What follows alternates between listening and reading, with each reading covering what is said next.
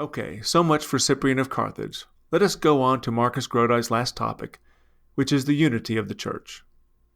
And now on a different topic. And the first comes from St. Ignatius of Antioch. Again, he wrote around 110 AD. In his letter to the Philadelphians, he's on his way to Rome to be martyred. And this is what he writes.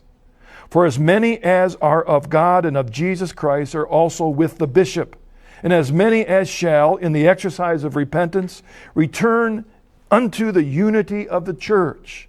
These two shall belong to God, that they may live according to Jesus Christ. Do not err, my brethren.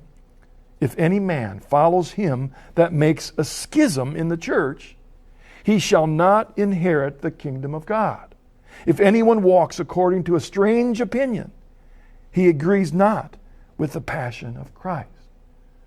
In this letter, St. Ignatius addressed those that cause schism in the church, that lift themselves up above the authority of the bishops and the priests and the deacons in union with the Bishop of Rome.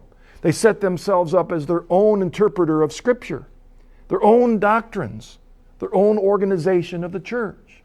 And he is saying that those who follow those schismatics themselves are in danger of their own salvation. Marcus has cited Ignatius' letter to the Philadelphians, paragraph 3, and it is an accurate citation.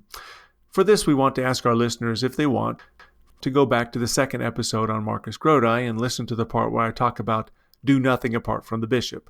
It is relevant here because the Gnostic heresy had spread throughout Asia Minor, and it explicitly called for the sheep to cast off their bishops and deacons, claiming that they were not truly instituted by God. So, revisiting the matter briefly here, about 10 years before Ignatius' death, a Gnostic document called the Apocalypse of Peter was circulating, and it was advancing the Gnostic error that Jesus had not really taken on a physical body. It swept through Asia Minor and caught up a lot of people in its errors. In the Apocalypse of Peter, Peter is allegedly told that Jesus had an incorporeal body, that is, not a fleshly one, but a spiritual one. And therefore, he had no real blood, had not suffered on the cross, and had not risen from the dead. Now citing from the Gnostic document, the Apocalypse of Peter. But what they released was my incorporeal body, but I am the intellectual spirit filled with radiant light. Again, that's the Apocalypse of Peter, Jesus allegedly claiming that he had no incorporeal body, but was only spirit. That is very interesting to us here because in his letter to the Philadelphians, Ignatius is very focused on that particular issue, as he repeatedly dwells on the flesh and the blood of Christ, his passion, as in the greeting, in which he says, Ignatius, to the church which is at Philadelphia in Asia, which I salute in the blood of Jesus Christ. Or chapter 5, I flee to the gospel as to the flesh of Jesus. So there is an element of Ignatius' warning against the Gnostics here. But as we noted in our second episode on Marcus Grodi, the Apocalypse of Peter also called into question the divine origin of the hierarchy of the church, as in this section from the Apocalypse of Peter. And there shall be others of those who are outside our number who name themselves bishop and also deacons, as if they have received their authority from God. So Ignatius opens his letter with a reminder that we are to remain in unity with the bishop, the presbyters, and the deacons. He writes, to the church, which is at Philadelphia in Asia, which I salute, especially if men are in unity with the bishop, the presbyters, and the deacons, who have been appointed according to the mind of Jesus Christ, whom he has established in security, after his own will and by his Holy Spirit. Again, that's the greeting of Ignatius in his letter to the church at Philadelphia. And again in chapter 7, For when I was among you I cried, I spoke with a loud voice, Give heed to the bishop, and to the presbytery, and the deacons. All this is to say that there is a context in which Ignatius wrote these letters, and part of that context is the rapid spread of the Apocalypse of Peter, in which the incarnation is denied, as is the institution of church officers by the apostles through the Holy Spirit. So yes, there is an appeal to unity by remaining united to the bishops, presbyters, and deacons, and maintaining unity in the confession of Christ's incarnation, passion, death, and resurrection. In that context, that is, in the context of Gnostics claiming that the bishops and deacons are not really instituted by the authority of God, yes, I would say that we need to stay unified with our bishops and deacons and presbyters too.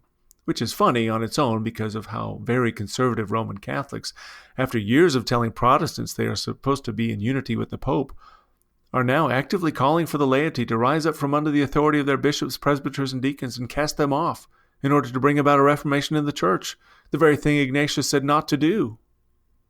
This is a papal document, Amoris Laetitia. It contains theological error that contradicts the plain words of Jesus Christ.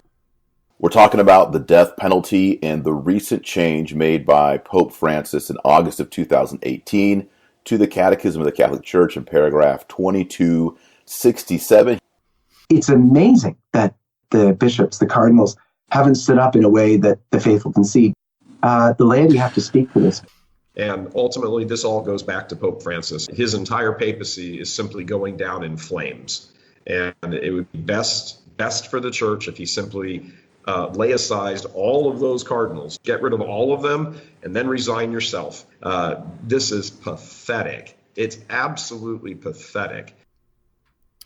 Those are some examples from an earlier episode on Marcus Grodi. I just threw them in there for their comic relief. Those Roman Catholics are not in line with Ignatius's teaching that they should be in unity with the bishop, are they? And on that note, I'll actually say I agree with Ignatius here, even though clearly some Roman Catholics aren't so sure. But it is important to know the context in which he was writing what he wrote. And he was rejecting a Gnostic teaching that bishops and deacons were not truly instituted by God. They were. The scriptures say so. And on that note, there is something else in the letter to the Philadelphians, something very interesting. In addition to the Gnostic errors spreading through Asia Minor, the church at Philadelphia was also facing pressure by the Judaizers, who were not convinced that the Christ had come. So, in addition to his warning against those who believed that Jesus had come, but not physically, Ignatius also warned against those who believed in the Old Testament but denied that Jesus had come at all. Now citing from paragraph 6 of his letter to the Philadelphians. But if anyone preach the Jewish law unto you, listen not to him, for it is better to hearken to Christian doctrine from a man who has been circumcised than to Judaism from one uncircumcised. But if either of such persons do not speak concerning Jesus Christ, they are in my judgment but as monuments and sepulchres of the dead, upon which are written only the names of men. That's Ignatius of Antioch to the Philadelphians, chapter 6. So clearly Philadelphia is facing at least two threats, Gnosticism and Judaism. So Ignatius goes on and addresses that Jewish threat, and in particular the fact that they held to the Old Testament but did not receive the New Testament. Now citing from Ignatius of Antioch to the Philadelphians, paragraph 8. When I heard some saying, if I do not find it in the ancient scriptures, I will not believe the gospel, on my saying to them, it is written, they answered me, that remains to be proven. That's Ignatius to the Philadelphians, paragraph 8. Responding to the Jewish arguments that they were only going to go by the Old Testament scriptures. It is written. That is what Ignatius said to them. Ignatius is obviously referring to the New Testament and the Gospels as the source of what he teaches, and not just an oral history passed down by the previous bishops, but actually a written record. And he refers to those scriptures as the source of our unity. In his letter to the Ephesians, paragraph 12, he said, you are initiated into the mysteries of the gospel with Paul, who in all his epistles makes mention of you in Christ Jesus. To the Magnesians, chapter 13, study therefore to be established in the doctrines of the Lord and the apostles.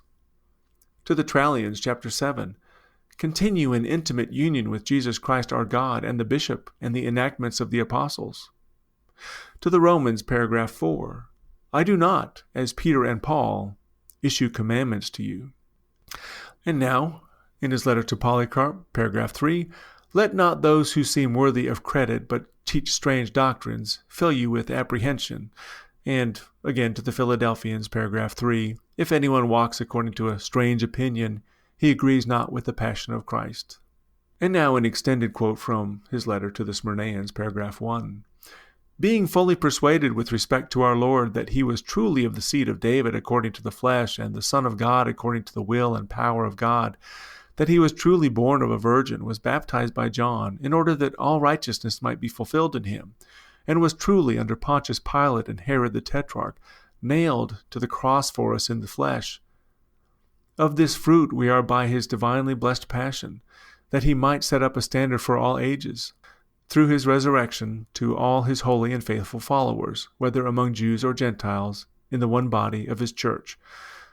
That's again the first paragraph of his letter to Smyrna, indicating that all Ignatius was teaching was what the scriptures contain.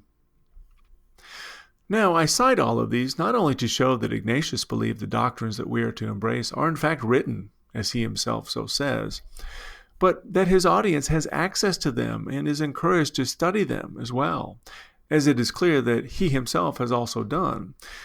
His extended citation from the first paragraph in his letter to the Smyrnaeans shows ample evidence that he has indeed read the New Testament.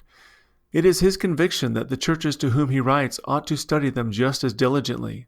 They are written down for them, and those written documents will serve as a handy reference guide in order to determine which opinions and doctrines are strange and which ones are in fact apostolic. The written commandments, decrees, and statutes of the apostles and the gospels and the epistles are sufficient to that end. It is not just by the oral teachings of the bishop that we are to find the truth. It is in the scriptures, and those bishops who deviate from the teachings of the apostles in their oral teachings are to be dismissed, because their teachings are inconsistent with the statutes and doctrines and decrees of the apostles that were plainly available to the early church. And that is why I highlighted earlier the fact that Ignatius did not believe that the Bishop of Rome was over all the churches. He did not see union with the Bishop of Rome as the test and measure of truth. He knew that the scriptures served that purpose. But listen again to Marcus Grodi, throwing in a gratuitous reference to Ignatius's imagined conviction that the Bishop of Rome was the standard of all teaching in the early church. In this letter, St. Ignatius addressed those that cause schism in the church, that lift themselves up above the authority of the bishops and the priests and the deacons in union with the Bishop of Rome. In union with the Bishop of Rome? The schismatics set themselves up above the clergy and the Bishop of Rome and their own interpretation of scriptures, their own doctrines, and their own organization? Well, don't tell me that, Marcus Grodi. Tell it to the schismatic movement in your own church that is currently criticizing Pope Francis's interpretation of Scripture, his interpretation of tradition, his changes to the catechism and his papal decrees, and are demanding that he fire the clergy and then resign himself. Tell it to Michael Voris, Taylor Marshall, Timothy Gordon, and John Henry Weston, from whom we just heard that the bishops and pope are pathetic and that it is time for the laity to rise up. Hey, wasn't the Pope supposed to solve all this division and schism instead of create it? Well, I'll let Marcus Grodi go tell that to his compatriots and see if he can convince them that they should do nothing apart from the Bishop of Rome. Well, the truth is, Ignatius knew the source of the church's unity was and still is the chief shepherd in heaven, and the standard of her unity was and still is the Scriptures. Marcus Grodi has imagined otherwise, but that is because he is not very deep in history at all. And that is where we will wrap up episode 11 of The Diving Board and the 6th installment on the conversion of Marcus Grodi. It's our final installment on Marcus.